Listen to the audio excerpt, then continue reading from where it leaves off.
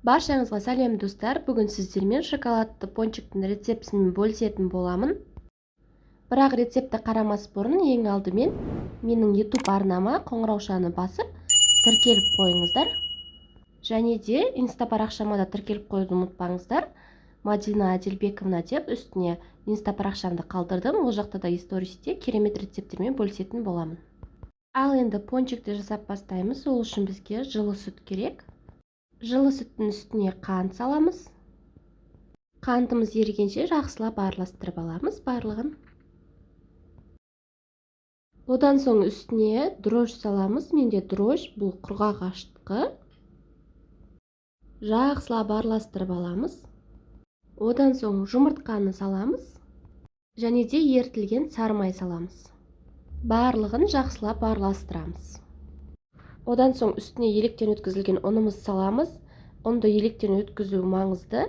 Қамырымыз жақсы болып көтеріледі. Қамыр иледім, енді бетін салафанмен жауып, жылы жерге 1,5 сағатқа көтерілгенге қойып қоямыз.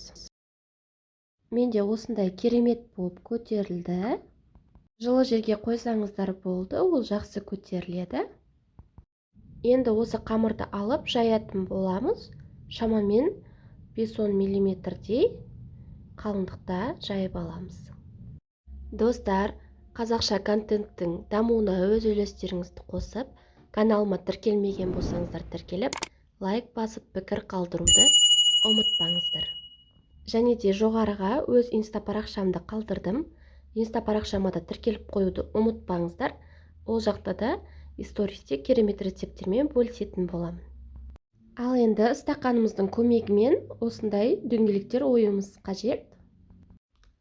Содан соң ортасын крем құятын насадканың астыңғы жағымен осылай ойып алдым.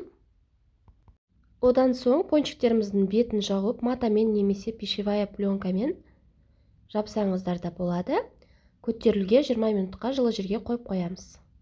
Менің пончиктерім осылай болып көтерілді. Көтерілгеннен кейін міндетті түрде қызып тұрған майға салып пісіріп аламыз.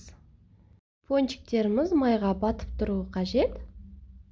Майымыз міндетті түрде қатты қызған болуы керек. Сонда пончиктеріміз әдемі болып, үлпілдеп көтеріліп піседі. Пончиктеріміздің майын міндетті түрде сорғытып алыңыздар. Барлығын дәл осылай видеодағыдай пісіріп алатын боламыз. Мінекей пончиктеріміз пісіп шықты. Енді глазур дайындаймыз. Қажет заттың барлығын описание бөліміне қалдырып кетемін. Глазурды отқа жасап алсаңыздар да болады. Жай отта ақырын қойып астын күйіп кетпейтіндей. Немесе микроволновкаға да жасасаңыздар болады. Глазурымыз кішкене суығаннан соң барып пончиктерімізді батыратын боламыз. Үстіне әсемдік үшін әртүрлі посыпкалар сепсеңіздер болады. Біздің пончиктеріміз дайын. Жұп-жұмсақ шоколадты өте дәмді болып шығады. Міндетті түрде жасап көруге кеңес беремін. Алдағы уақытта керемет рецепттермен бөлісетін боламын. Мені жоғалтпамас үшін каналыма тіркелмеген болсаңыздар тіркеліп, лайк басып, пікір қалдыруды ұмытпаңыздар. Менімен бірге соңына дейін болғандарыңызға рахмет.